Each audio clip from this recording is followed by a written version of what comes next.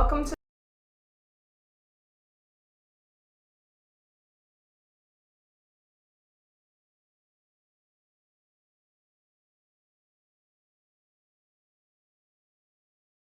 enjoy the video.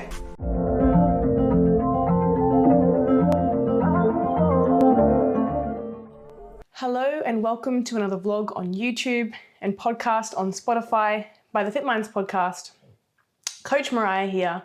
So today I'm going to be talking about a little bit of a different topic from what I usually cover, which is mostly fitness, nutrition, and obviously mindset. I'm going to discuss my journey to becoming a female fitness coach. And the reason why I wanted to do this podcast is I wanted to provide something for other female fitness coaches who might listen to my podcast. If you know a female fitness coach, or even male fitness coaches, but I speak from a female perspective, that you want to send this podcast to, please feel free to do it. I do like helping my colleagues in the industry, and also, I guess this kind of gives clients, potential clients, or even just listeners, a little bit of insight into what we do and the ins and outs of what's required to be an online coach, let alone a female fitness coach in this industry, which a lot of people say is oversaturated, and I tend to agree and disagree. Oversaturated with probably what would be considered as a lot of PTs and not a lot of qualified nutritionists. So I'm going to talk about the challenges I've faced along the way of my career, the rewarding components of what I get to do every day. I get to call this my career, my work, and that is still something that I'm in awe of, waking up to every day as I earn an income from doing what I love. So I pinch myself that I get to wake up, work in my pajamas, work on my laptop. It is glorified being an online coach. A lot of people do. I've seen a lot of even previous clients try to become an online coach, and I guess they come across a lot of the obstacles that I faced early on in my journey, and they figure out that it may not be as glamorous as you might think. There are wonderful components and parts of it, but it's a lot of nitty-gritty business behind closed doors as well. So I've now been coaching for almost 6.5 years.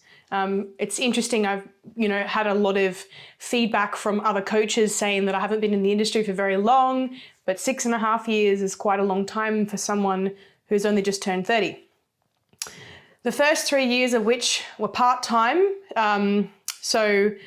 I spent 3 years on the side of a full-time job, having this side hustle, and the last 3 years have been completely full-time online. I used to work at Snap Fitness The Gap and World Gym Yurong-Pili. So that's where I did my time in the PT world. And I'm going to be honest, I didn't particularly like it. I did like some parts of PT, but I didn't like the early mornings, the cold early mornings. I did a full, I think it was around 3 months in the middle of COVID, which was, getting up at 4 a.m., 5 a.m. to do sessions in the park when, that was a thing. And even though I didn't really enjoy the conditions of it, I actually really enjoyed that it gave a lot of people happiness in a very dark time. So I guess that was my favorite part of PT, was being there for people who needed it, but I definitely didn't like counting reps. So I've specifically been working fully online for the last 2 years. So I kind of did a split where I was online in PT for the last 3 years, and then I quit, PT around that 1.5 year mark. And then now I've just been specifically working just online. So no PT at all for the last 2 years. And I don't regret that change. Some people ask me if I'll ever go back to PT, and the answer is no. I will never go back to in-person PT. I don't enjoy it. It doesn't give me the same satisfaction as what online does, and I don't think it's as efficient as being online either. So I went away from the typical PT style training in person from a gym space and that structure, which for me personally doesn't work. I know it does for many other people, and there are many clients who require that in-person type of connection. And I will argue that you don't need it to achieve the results that you want. The in-person training is great for physical accountability and obviously having that personability with the person. But if you deliver a quality online coaching service, you can actually get more from online coaching for the same price as you would get from your PT sessions. So I've been training and following this lifestyle myself. So bodybuilding, certainly watching my nutrition for the last 10 years. And that is certainly evolved in itself. I wasn't always an expert in nutrition. I would say I'm still not. I'm still doing studies at the moment. I've been studying for the past 3 years, and I'll continue studying as long as I can, basically. So I've been practicing as a registered and insured accredited sports nutritionist with SNA for the past 3 years. So, this is whereby I, saw something that was available for me to further my education and obviously be able to be insured, taking this really seriously when I did become a full-time coach, because I knew that this was something I had to have, and it was really important for legal purposes. And not just that, being up to scratch with the latest education on offer for clients, really. It's not just about being able to flex your education, it's actually about what you do with your clients. So I'm currently studying my postgrad degree in performance sports nutrition with IOPN in the UK, which is by distance, and I actually really love this provider. A lot of their, in fact, most of their courses now, and even the degrees that come out of that are now actually internationally recognised at every single university that you could attend. So it's fantastic that this institution has the pathways then to go on to do things like your dissertation and masters, and the like, and even a PhD, etc., through other branches. So I do have hopes to complete my research and dissertation to achieve my master's in nutrition eventually after I finish my postgrad. I'm also a recovered anorexic and bulimic since diagnosis and recovery 10 and 7 years ago, respectively. So this isn't something that I necessarily use, professionally, I guess you could call it, but it is at the same time. So I don't necessarily work directly with eating disorders, but it does help to give me an understanding of them. Certainly if disordered eating behaviors do arise in coaching with clients, and how to kind of battle those a little bit. But, obviously when I talk about working with eating disorders, if we do have clients that come to us with complex eating disorders, I do refer them outwards to a professional who can take care of that. So usually dietitians and behavioural specialists. So I've successfully built a fully online business in coaching Gen Pop, bodybuilding, emergency services, elite athletes, sporting athletes as well who compete and who play in sporting teams, international teams, men and women of all ages and from all walks of life. With a streak of taking home, and this is really exciting for me to boast about, my one exciting accolade, I guess, in bodybuilding, is that I've taken home at least one overall win for my clients. In bodybuilding shows, I would rather say my clients have taken it home, but Team MJ Fit has taken home one overall win for clients in bodybuilding shows every single season since the shows were revived post-COVID, from season A 2021 to the most recent season A 2023. So we have 5 seasons in a row where we've taken at least one overall win home, which to me is a fantastic streak in bodybuilding. It's a bit of a fluke to get one overall, but to be able to do it over and over again, I think is a pretty significant accomplishment as a team and obviously as a coach, but my clients, they get all the credit. This is something that, I really aspire to be as a fantastic coach, but to be able to actually be reputable enough to have those results to show. So I registered my company, Mariah Jean, PTO Ltd, officially 1 year ago. So upgrading from a sole trader business to a company owner and director, which is a very exciting time, and certainly quite daunting, to be completely honest, because I just didn't understand how company structures work. And I do now, thanks to Alex from SNA, he's fantastic.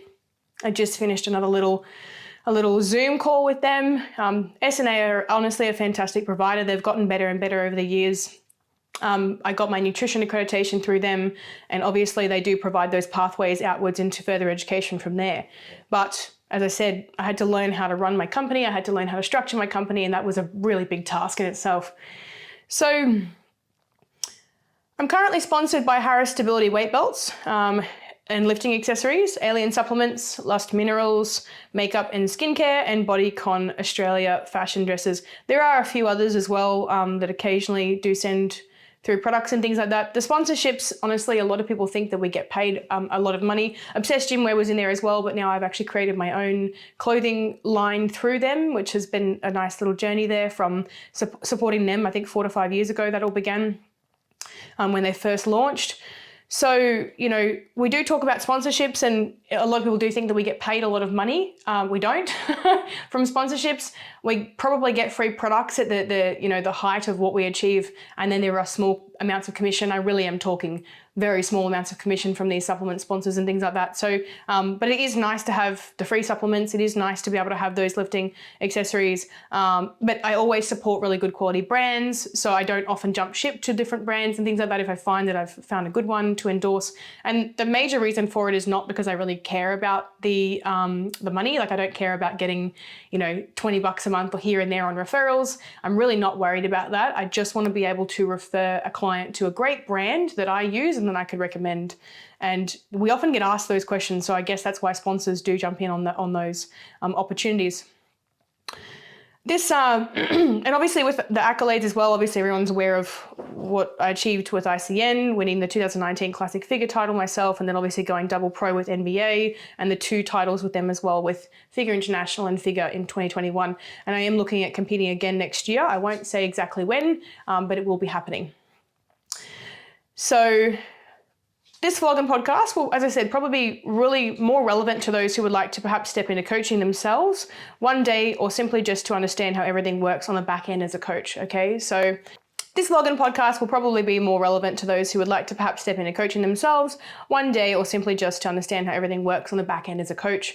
And I don't know, maybe have some respect for what we do as well, because yeah, it does look a little bit glamorous from the outside, and from what you receive as a client, probably seems really simple, but there is just so much that goes into our study, our overhead costs, being able to get back to you in time, structuring our work week, etc., programming, the list goes on, and obviously understanding different personalities and working with those as well. So there's just a lot involved in coaching, but I will talk about it in this podcast. So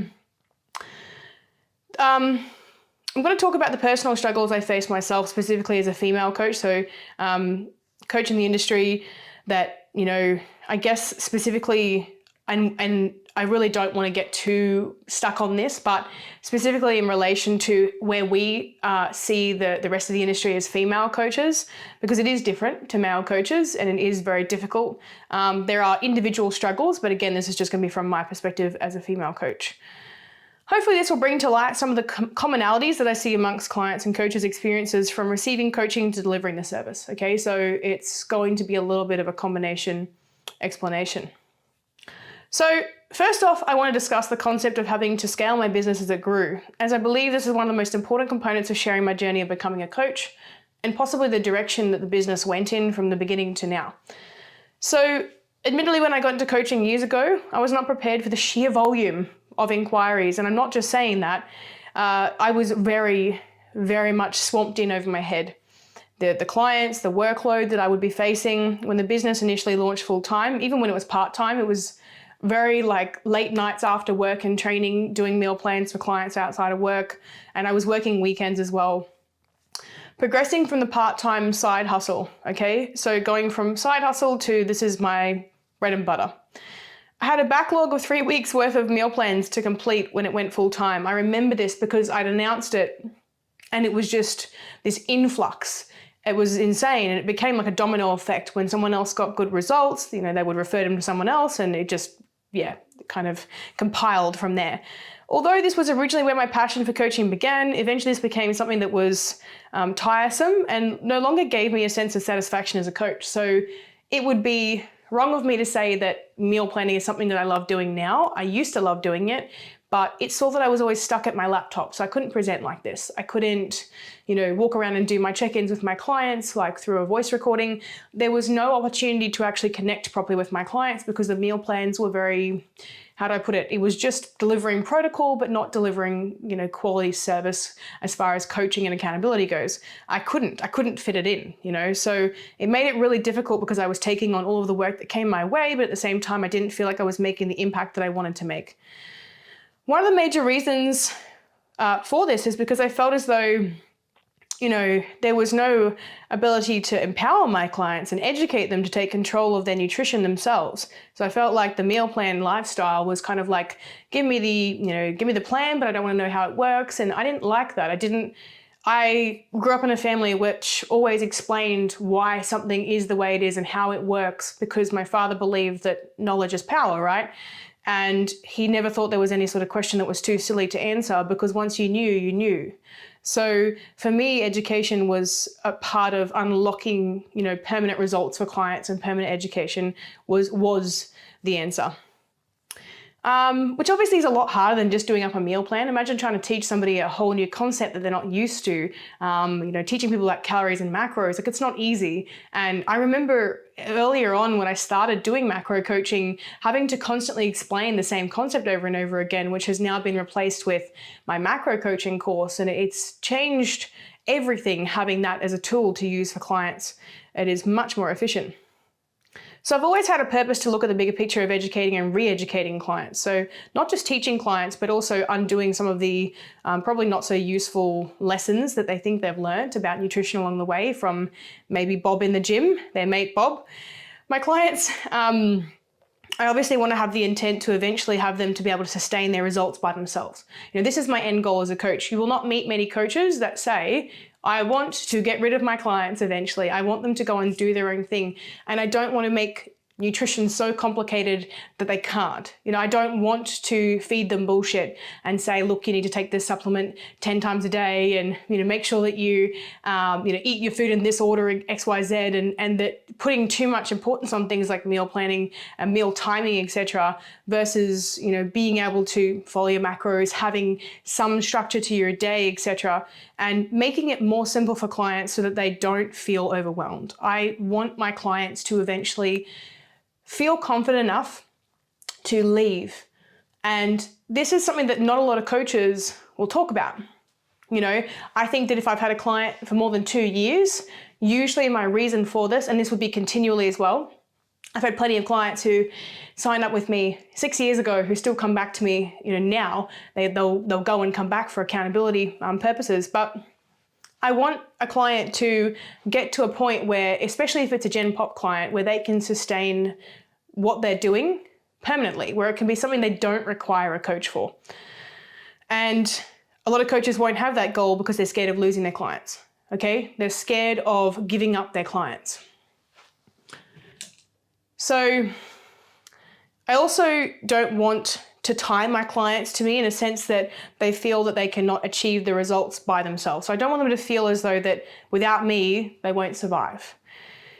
And I want to be able to help as many people as possible, okay, as thoroughly as possible, so that they are not necessarily being given cookie cutter programs and being sent on their way without any sort of guidance, accountability, or support. So if you want a coach who's just going to give you a meal plan and a training plan, and they're going to give you a 5-minute check-in, and that's fine. Find a coach who will do that. But I'm not that. I'm not that type of coach. I'm a coach who has all the time in the day for you, outside of my days off on weekends and after business hours.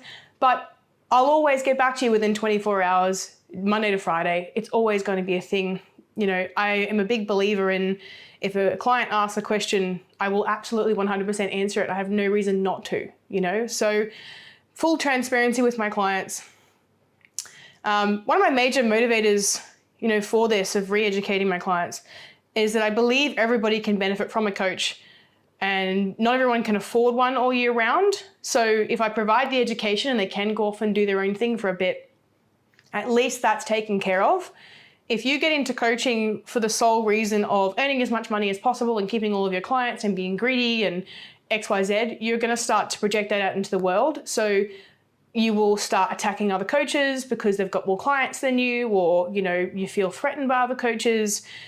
You also won't rock up to work every day with the intention of helping other people. It'll be fear-based, where you're kind of worried about losing clients. Or one thing I've seen with coaching as well is people being afraid of giving too much information out for free. So my vlogs and podcasts, some coaches might think I'm a bit crazy for doing these, but there's so much to learn about nutrition. There's so much to learn individualistically for each person, and also accountability. That is the one-on-one stuff, right? So you can't match that. You can't be accountable in a vlog or a podcast. But I do the vlog and podcast for those who really can't afford coaching. It's very general. It's not going to be exact, for everybody. But my major motivator is for educating my clients long-term is because I think that everybody should have the right to have access and to have this knowledge long term. I don't think it should be a secret. That is the key component of contributing to society, is understanding that some of it will be charity and some of it will also not be driven by greed. You cannot be greedy in this industry. So I grew up in a family where finances were not as flexible as what they might be in other family settings, okay? We really did not have money. I've said this in many other podcasts, but we just didn't, And I didn't have access to some of the education that I think I needed to be able to get through my disordered eating patterns, and even just the support of having somebody on my side, Having a counsellor was a bit of a luxury because they were very hard to come by, or at least decent counsellors for kids. And it was a struggle growing up feeling like I didn't even understand why I was the way that I was with my eating disorder when that started, and not really knowing where to go. And it's not just about eating disorders, but also understanding nutrition. It was very confusing. Certainly 10 years ago, nutrition and the attitude towards nutrition was very different to what it is now. Macros definitely weren't as well known, macro tracking and calorie tracking. It did happen, it did occur, but there was no online coaching, there was no online platforms, there was just nothing. There was nothing for us. So I'm glad there's a lot more now. But I had that example to go by, and I wanted to be a part of the change. Okay, I wanted to be a part of the change. My vision was to be a part of changing the future of diet culture and nutrition because of my own struggles, but also the struggles I saw of others around me, and it really unfolded very quickly seeing that. So although I do not work specifically with those who are currently obviously suffering with deep eating disorders, I'm able to work with those who've come through recovery and are looking to improve their nutrition literacy on the other side. So, I have had quite a few actually go through recovery. I've had their referral letters from their dietitian or their psychologist, and they're good to go. And a lot of that is just that re-education and that nutritional literacy that we need to improve from there. I also wanted to be able to provide a service for everyday people, bodybuilding clients, and even the elite athletes or emergency services personnel, that was accessible, viable, and affordable. So these were kind of the three things I had in mind, is like, how can I get this to them as quickly as possible or as easily as possible? How can is it viable? Is it something that they can do? Is it something that's not too hard? Because there are a lot of training programs out there, and there are a lot of nutrition protocols that are just a bit ridiculous, and affordable, right? So something that people can afford, that it coming out of their bank account isn't going to hurt them. And this is where I came up with fortnightly check-ins, obviously, because the weekly would be a little bit too expensive for some people, and this kind of works quite well. Across the last 6 years, I've learned how to remove services that unfortunately no longer align with something that I want to do within my capacity and time limits. So as I said, meal planning is a thing of the past. Unfortunately, I wish I could. I know how valuable meal plans are for some people, but in those cases, I simply refer them to someone who can do a meal plan for them. I don't believe in macro tracking for everybody, but I do believe in finding the right person for you who provides the right services for you. And if your coach doesn't do meal plans, it's okay to look for a coach who does. But just remember that there's probably a reason why they don't do meal plans, because they may provide a service which is deeper in other areas. So obviously to be able to fit my work into a work week, it was of great importance to me so I could continue to deliver quality services for my clients. So this is where macro coaching was born, possibly in the earlier days when this was not as popular as meal plans were. So thinking back, 2 years now was when I was going full-time online, and I was transitioning, and I did have some macro clients. I literally started with just one who approached me and said, would you do this? And then it kind of worked up to 5. I was sitting around 10 for quite some time, and now I'm sitting around 50 macro coaching clients, and then the remainder go into Fierce, which do macros as well without check-ins. So I think there's about 7 or 8 in that one at the moment. So it's a lot. I did get at one point up to 67 one-on-one coaching clients, and that was insane. And that was where I had to increase my prices, where we saw that everything went up in cost with COVID as well. So that was definitely passed on to us as coaches and our overheads, sadly. So not to say, obviously, on that note too, that I don't agree with meal planning from a coaching perspective, but just for myself, really. It's just for the way that my work weeks work, and I don't want to be stuck on my laptop all week, and I'd like to be able to have that autonomy for my clients and obviously educate them as we progress.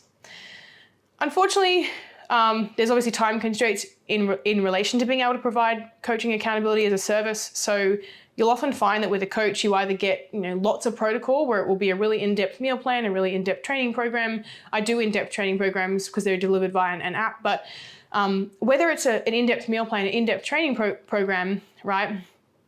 But then they may not provide as much accountability or guidance or support. So they may spend a couple minutes with you each week. And if that's what you need and you're totally okay with that, that's totally fine. But just remember that if a coach is giving you everything plus more, they're either going to charge you more or they're undercharging and they will eventually end up charging you more anyway, or they're starting out in their journey and they're just trying to get some clients on board, which if you are there at the start of a coach's journey, you are lucky enough to get those lower prices and probably a little bit more of a service. But in essence, in those earlier days, they're also going through those teething problems where they're actually learning how to be a coach. So it's kind of like, you know, when you've got a junior tradie on building a house, of course, they're not going to be paid as much. So it probably is very relative in that sense. And I think that good coaches eventually find more effective ways to deliver their coaching services and in a way that almost gets the best result for their client possible. So through trial and error across the last 6 years, I've found that what I currently do is the most successful way of coaching my clients because look at all the results that have come from it. It's been nothing but successful. There will be outliers who might need an in-person PT, who probably needs to go back to square one and maybe get some counseling. But for the most part, the results have only improved as the years have gone on and I've found this structure. So obviously we've got to look at things like the ongoing support, communication as well. So every time you message your coach, right? You know, and I've talked about this in Are You Coachable, that podcast, but this is talking about the experience of the coach. And then obviously, if there's meal planning in there as well, it's a lot. So to keep the cost of coaching down, and we have to look at that, we have to audit our time. You know, as a coach and a business owner, you must audit your time. To keep the costs of coaching down for you as clients, and space is available for new clients to come through, and this is for coaches as well, because I always like having new clients come through, not all the time, but you know, if I'm booked all the time, what does that then do for the person who's been waiting patiently for 6 months to be coached with me on a wait list? If I can't move clients through, you know, and I've got really low coaching prices and I'm completely full and I've got nowhere to put those extra clients to help them out, it then kind of leaves these other people in a position where, you know, they're at a loss because I'm booked and I obviously haven't increased my prices to the point where it needs to be viable. And even currently too, on par with the prices in other coaches and with other coaches in the industry. So I have obviously checked on that.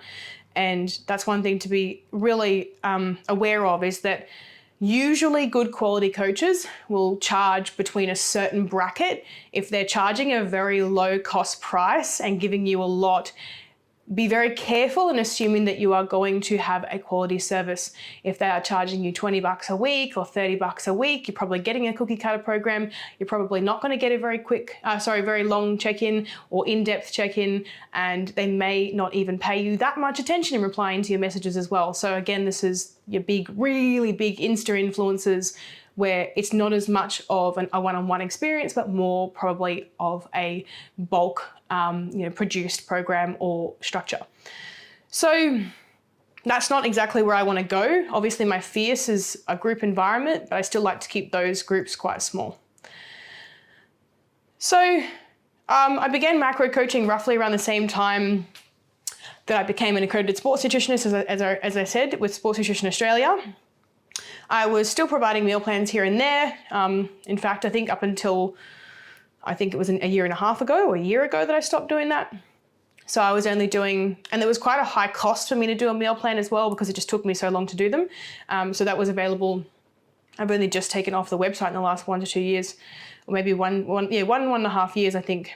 So it was my dream to move forward to create a recipe ebook that clients could possibly use the recipes to build their meals themselves when tracking macros. And that happened. So across a Christmas holiday one year, I just knuckled down after some business coaching and decided that I had to make it happen. I actually had hundreds of recipes which are macro friendly, which I used to just send as little Word documents as samples for clients who are tracking, and compiled that into this giant PDF, or 3 PDFs as well, if we split it up: breakfasts, lunches and dinners, and snacks and desserts. And so that exists, it's available for purchase on my website. And I do give it out for free with new macro clients and the Fierce Journey participants. So it is, probably my proudest project to date, because that was something that from when I started doing meal plans was always my big goal that I thought I would never get to, and I definitely did. And it's like my whole career is made just from that moment, but we definitely have come a long way since then again.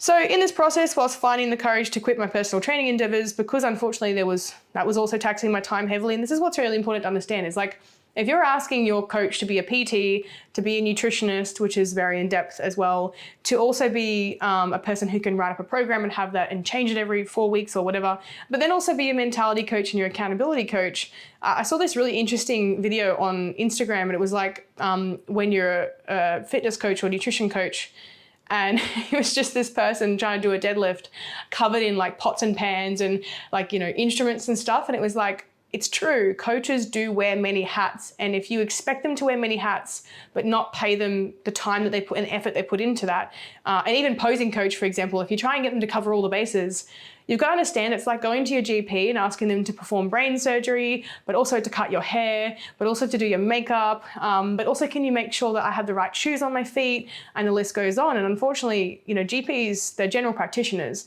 So we have specialists out there who specialize in certain fields, like physios, for example. That's another thing that people lump onto coaches is, can you be my physio? Can you, correct a really complex injury?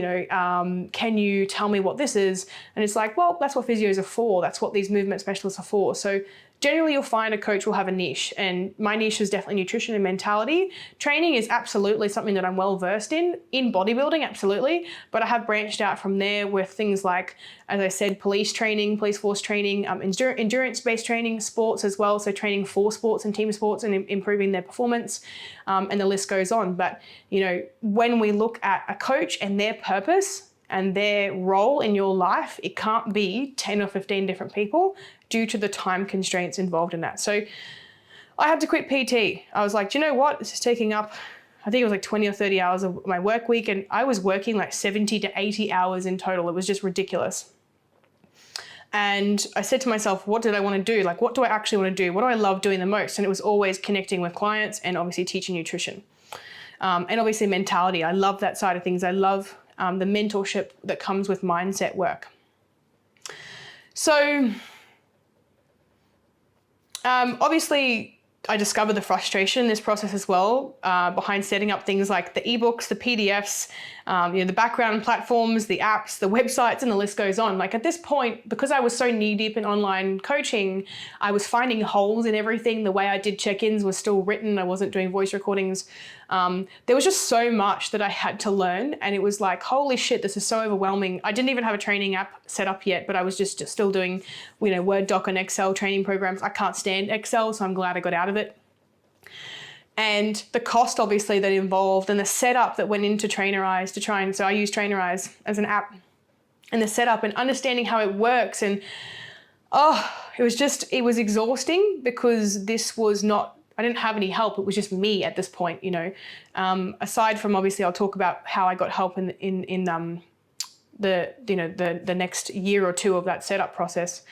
So I was also in this time as well. So this is kind of the transition from PT through to online. I was delivering seminars to small groups of 5 to 6 in my local gym at Snap Fitness, where I started personal training, and then began to branch out, presenting larger seminars by invite to groups of say 20 and 30 at all the world gyms across Queensland and New South Wales, aside from North Queensland, and even presenting to sporting teams of 100 plus. So there's a netball team there that I presented to, the Queensland Suns. All by invite. So these were, I wasn't chasing down these seminars. I was asked to present, which was wonderful. I would be lying if I said I didn't commandeer the help of numerous people, in this process eventually. So just before I set up those ebooks, because there was so many goals I had and I just wasn't ticking any of them off the list. Before I set up the ebooks, I actually got the help of a fitness and business coach, Dan Henderson. He's probably very well known in the industry. He definitely has a great team of business entrepreneurs around him, chasing clients on the daily. If you're a coach, you've probably been inboxed by one of them. But I did work directly with Dan. I definitely paid the price for 6 months, and it was probably the best thing I did in my business to move it forward past where it is currently, because it was I'm going to say I felt stuck. I felt stuck in trying to grow and scale, and I had no idea how to deal with the workload, make things more efficient, and obviously get those other projects going, like the podcast, for example. So I had a website developer. He's still one of my closest friends. We literally worked on that like it was a baby for forever, and it was something that was such a big project for him as well. He was a previous client of mine, and it was a project for him that was so important, and for me as well, because it meant being able to provide this online service that was now available to the whole world. You know, it wasn't just on Instagram and socials, it was this website. Very well written website, I think, honestly, through Wix. It looks amazing. We're still editing and changing it all the time here and there with obviously new client results, etc. So I've now had a virtual assistant full-time who works for me 40 hours a week. She's completely improved and changed the way that I run my business. Incredibly productive, proactive person who I trust wholeheartedly with my finances, with, you know, well, not just obviously my banking as well, but my accounting, my social media planning, my website edits, my media edits, my social media edits, like not just the videos that you see here that are being edited, but also my social media edits, all of my social posts as well. So it's all done by her on the back end. And the behind the scenes. So there's all sorts of things like booking accommodation, or, you know, finding out something for me that I need to know that I, you know, don't have the time to sit down and research. So, and that's not in relation to nutrition. It could be, you know, the best place to go and eat in Sydney or something like that. So it's amazing what you can do with a team of supportive and skilled people on your side, okay? And obviously my partner, my fiance, who has supported me relentlessly since we got together, you know, years ago. And honestly, your partner and your circle can completely change the way that you operate. I became a better coach with somebody in my corner who supported me and told me that it was possible, who believed in me, who thought the sky was the limit, who didn't put me down, who did nothing but encourage me, who, you know, supported me when I was feeling low or stressed or overwhelmed, and didn't use negative gearing to get me to go forward, but more so positive encouragement of what I was already doing, and letting me find the solutions myself with a little bit of a push. So I discovered obviously quite quickly that I had to simplify as many processes as possible with automation where possible and capping my time with clients. So this is why if I ever say to you, hey, you can't message me every single day for an hour every week, I'm not getting mad at you. I'm just trying to let you know that, hey, imagine if every single one of my 60 clients did that, I would have no hours left in my week. I wouldn't even be awake. So time blocking obviously is a really important thing as well. So I've just recently got into a habit of replying to messages in the morning and the afternoon, deleting socials during the day as well to try and stop me from being on there for too long. So if you do notice I'm a bit delayed from morning to afternoon and there's a bit of a gap in the middle of the day, that's why. I just can't afford to be constantly on social media, unfortunately. But it's a good thing because then it gives me enough time to deliver quality for my clients, okay? So becoming very firm with the services I deliver as well. So not deviating from what is available on my website because unfortunately I just don't have the time to fit it in. And I think people don't understand. It's like going to your florist who's fully booked. I have no flowers. I have, you know what I mean? I don't have any time to put together your floral arrangement. And you're like, yeah, but you know, you could just do this one. And she's like, yeah, I get that. I get that message 100 times a week. So it's really important if a coach has a service that they deliver, please don't try and negotiate with them. Referring out obviously to other coaches or health professionals if I'm ever unable to provide a specific service such as PT or once-off meal plans, or obviously in the case of outside of my scope with things like really complex health issues which need to be dealt with prior to coming to nutrition coaching. So my partner works in technology solutions. He hasn't directly improved my system, so to speak, because he works with B2B, so they're much bigger businesses. But has also encouraged me to do so where possible. So whenever I come up with an idea or I say, look, this is the way we're doing things, he definitely gives his 2 cents, which is nice, in a very polite way. So I've implemented a training app, which he saw me put together relentlessly. I think it took me a good 3 months to really wrap my head around Trainerize, and my partner saw me swearing, and I don't know how my laptop survived, but it did, and I understand obviously how it works now, a few years into using it.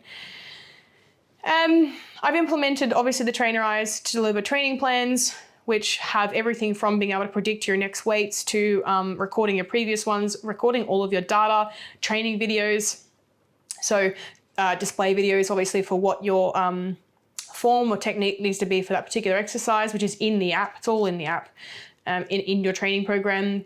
That's all we do, check-ins as well. I obviously don't do the check-ins directly in Trainerize, but they're sent through to my clients automatically through there, which is handy. That's for recording data, things like weigh-in and body fat percentages and photos, which I love keeping it all in one place. A health pre-screen app, which is plugged into my website, which is fantastic for obviously legal purposes and insurance. We do need that. Content data storage. So funnily enough, we have, there's so many things that like we need to store the videos somewhere. We need to store even our check-ins and things like that somewhere. We need to have somewhere to do it. So Dropbox, which is not that complex, but certainly we have to have it all backed up. Podcast streaming platforms. So that again, this is all stuff that I've implemented over the last few years, literally over the last 2 years. Social media platforms. So we've, branched out to things like TikTok. Facebook has been a bit more optimized. YouTube we've branched out to as well. Writable PDFs. So those training plans that are available on the website, they're writable. That was a very difficult job in itself. PDF emails. So no longer using just text. Automated payments through Stripe, and the list goes on. So this is where everything pieces together on the back end, and it looks really professional, and having like an email domain that is your business name, not just Hotmail. So this took time. A lot of people come to me when they start a coaching business and they're like, do I need business cards? And I was like, I think you should deal with that later. I've got business cards, don't get me wrong. Alex actually did my business cards for me years ago when we were first getting to know each other as friends, and he was a client, and he actually sent me the business cards, and it was a big lot of business cards because his company does them, and I only just ran out of that lot, so he got me some more. I don't hand them out as much because obviously I'm not in person, but things like flyers as well, business flyers. There are just so many ways that you can promote your business, but I don't pay for any marketing, so I don't actually pay any sort of Facebook ads. I never paid a single Facebook ad in my life. I couldn't think of anything worse than pushing your business on people who don't want it, but that's okay. There's different ways of operating. So basically I built my business from the ground up, and to be honest, 99% of my clients have come from client referrals because of client results. Okay, so if there's proof in the pudding, the clients will come, eventually it will grow, and it just gets bigger and bigger, and eventually you don't have to be as fastidious about, absolutely post client results, but people will be talking. If you're a great coach, people will be talking, trust me. Trust the process of, especially women talking to each other. I've not had to do a hard push with marketing at all. And it's not that I'm lucky, it's literally because I put the hard work in coaching my clients, delivering a good service, and not really worrying about what everyone else is doing. So I haven't had to force my coaching services upon people. I haven't had to chase people down, inbox anyone, or try and chase clients, and I never want to do that. And since the beginning, I've been overwhelmed with the amount of work, inquiries. I get on average probably 5 to 6 inquiries a week, which obviously is quite a bit to deal with. But again, this can be from the girls wanting to do fierce, comp prep, people who want to become clients in the future, and the list goes on. So there's also managing inquiries as well as current clients to the point where, as I said, I had to scale the business to become more effective for both me and my clients. So fun fact, the business name I started with in 2017 was actually called My Body, because I wanted to give people the inspiration to take back the power and autonomy they have over their own bodies. However, I did some research and found out that using your name when it comes to the fitness industry is the smartest way to get your name out there in coaching, instead of playing around with fancy terminologies or catchy phrases, because people in essence want to learn from you after all. Okay, so that was one thing I learned, is that just using my name was probably the smartest idea. I didn't use my last name because I knew I would probably get married eventually one day before I met Alex. I made it Mariah Jean Fit, and it works quite well that way because I just use my first and middle name.